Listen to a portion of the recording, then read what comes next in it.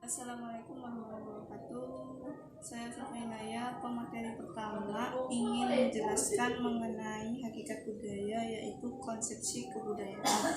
Secara sederhana, budaya itu berarti suatu cara berpikir, suatu cara hidup, suatu cara hidup atau ways of life, suatu cara yang berarti suatu cara untuk hidup, berpikir dan berencana.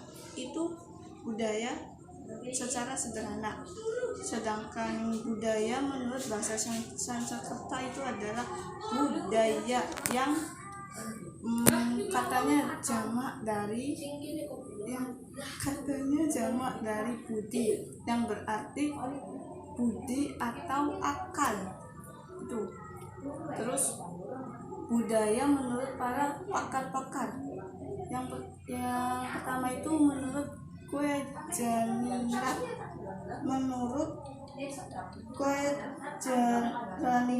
kebudayaan adalah merupakan suatu sistem gagasan atau tindakan dan hasil karya manusia dalam rangka memenuhi kehidupan masyarakat. Terus menurut E.B. Taylor, kebudayaan adalah kompleks yang menyangkut pengetahuan, kepercayaan atau kesenian, moral, hukum maupun adat istiadat. Itu menurut E.B. Taylor. Ada lagi isi utama dari kebudayaan itu. Isi utama dari kebudayaan itu adalah yang pertama, sistem pengetahuan. Nah, sistem pengetahuan itu adalah sistem perencanaan untuk menyimpulkan gagasan dari hasil pengamatan alat indera ya. Itu sistem utamanya. Sistem pengetahuan yang pertama tadi. Yang kedua itu nilai. Nilai merupakan kumpulan dari semua sikap dan perasaan yang selalu diperlihatkan melalui perilaku. Itu yang kedua, nilai. Yang ketiga, pandangan hidup. Nah, pandangan hidup itu selalu suatu sistem pedoman yang dianut oleh golongan atau individu tertentu. Itu pandangan hidup. Sekian yang dapat saya sampaikan. Selanjutnya ada pemateri kedua. Assalamualaikum warahmatullahi wabarakatuh.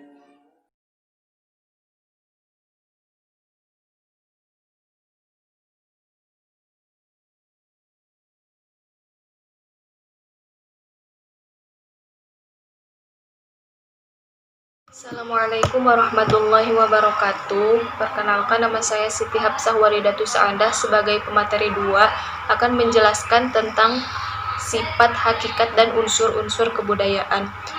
Menurut Kwejaningrat, kebudayaan atau budaya berasal dari bahasa Inggris yang berarti culture dan bahasa Latin yaitu color yang berarti mengolah atau mengerjakan. Kebudayaan merupakan suatu aktivitas manusia sekaligus menjadi ciri manusia itu sendiri.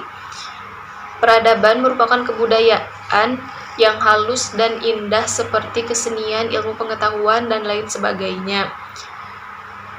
Peradaban merupakan kebudayaan yang memiliki sistem teknologi, seni bangunan, seni rupa, sistem kenegaraan, dan ilmu pengetahuan yang maju dan kompleks.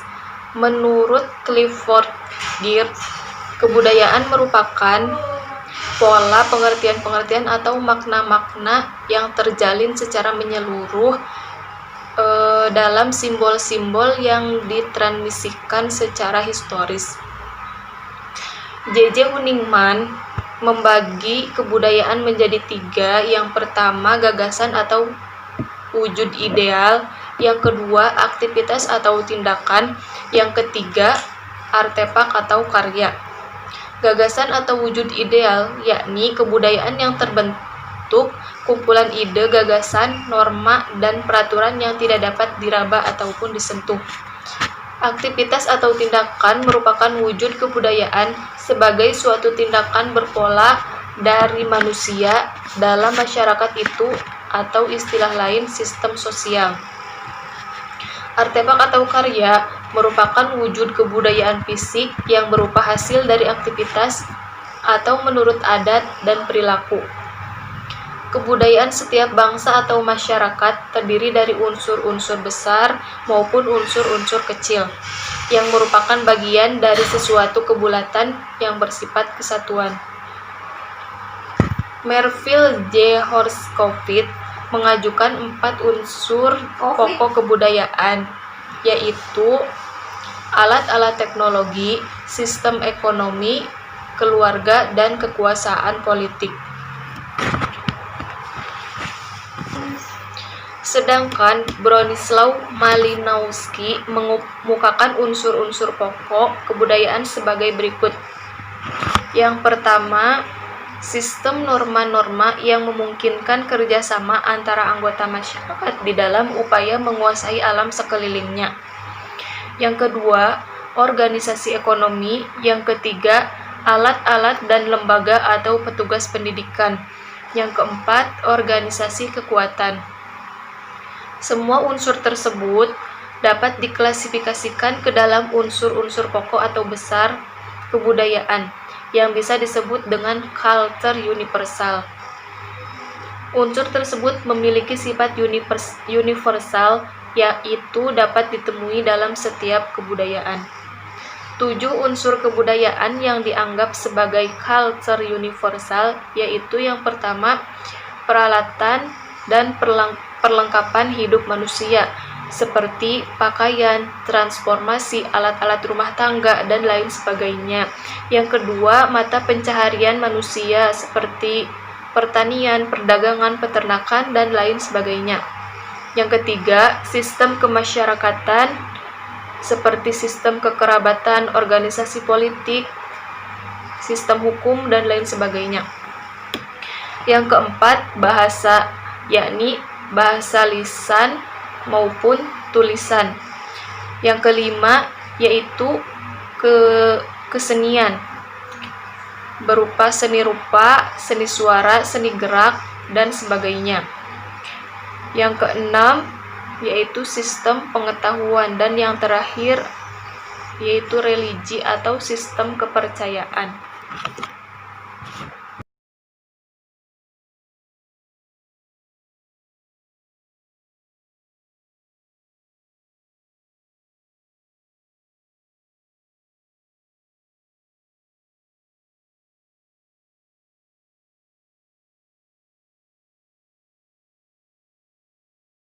Assalamualaikum warahmatullahi wabarakatuh. Perkenalkan, nama saya Galih Peter Hidayat sebagai pemateri ketiga. Di sini saya akan membahas subjudul terakhir dari makalah kita, yaitu fungsi kebudayaan di masyarakat. Berbicara tentang kebudayaan, maka mungkin yang terpikirkan pertama kali di benak kita adalah tentang adat istiadat gitu kan, seperti misalkan tari jaipong, wayang gitu kan, dan lain sebagainya. Dan itu sudah menjadi hal lumrah gitu kan, bahwa kebudayaan diartikan seperti itu. Tidak salah gitu kan ketika kita berpikiran seperti itu, cuma itu adalah kebudayaan dalam arti sempit. Maka di sini sebelum kita membahas fungsi kebudayaan itu sendiri, apakah bisa gitu kan kebudayaan berfungsi sebagai stabilitas dan kekuatan bagi masyarakat. Nah, maka di sini kita harus menyamakan persepsi tentang arti dari kebudayaan. Maka tadi sudah dibahas oleh pemateri pertama dan saya singgung kembali bahwa kebudayaan itu berarti suatu hasil karya cipta rasa dari akal pikiran manusia gitu kan, baik itu berupa norma-norma, adat-adat, kebiasaan-kebiasaan yang berlaku di masyarakat ataupun hal-hal fisik seperti halnya handphone, laptop gitu kan, teknologi gitu kan intinya. Nah, itu adalah termasuk dari kebudayaan ya.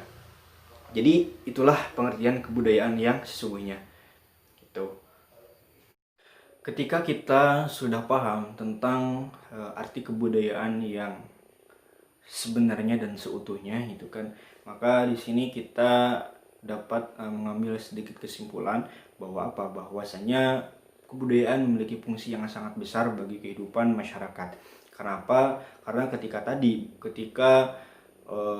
kebudayaan itu adalah hasil dari karya cipta rasa manusia, maka tentulah kita tidak bisa terlepas dari hal itu, gitu kan.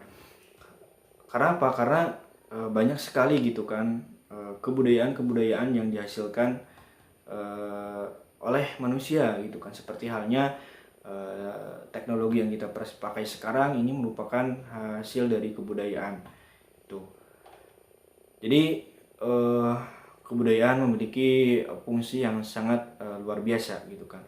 Kebudayaan memiliki kekuatan yang sangat sangat besar dalam memenuhi kebutuhan hidup masyarakat.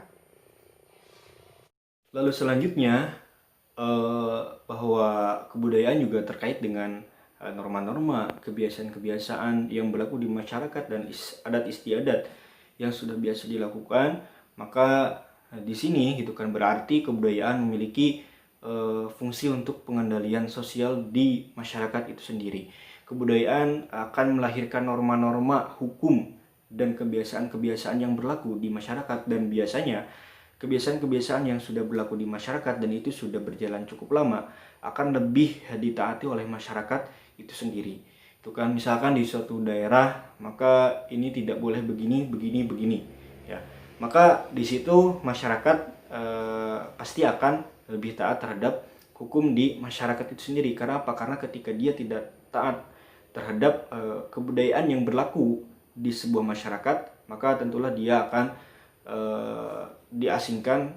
Dan berarti di sini ketika kebudayaan ini berjalan dengan baik, dilaksanakan dengan baik, ini mampu menjadi stabilitas bagi masyarakat karena mampu mengendalikan pergaulan sosial gitu kan di masyarakat itu sendiri ya.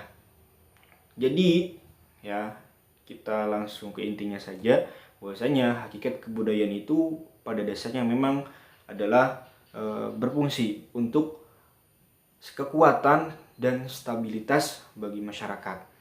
Ya, tadi bahwa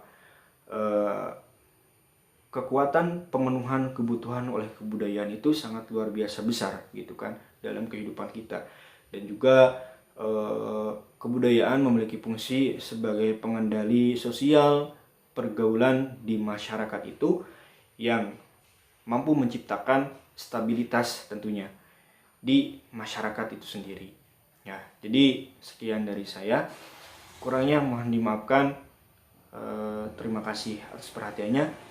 Dan jika ingin ada yang ditanyakan, itu kan silahkan dipertanyakan. Insyaallah kelompok kami akan membahas sebisa mungkin. Dan terima kasih atas perhatiannya. Wassalamualaikum warahmatullahi wabarakatuh.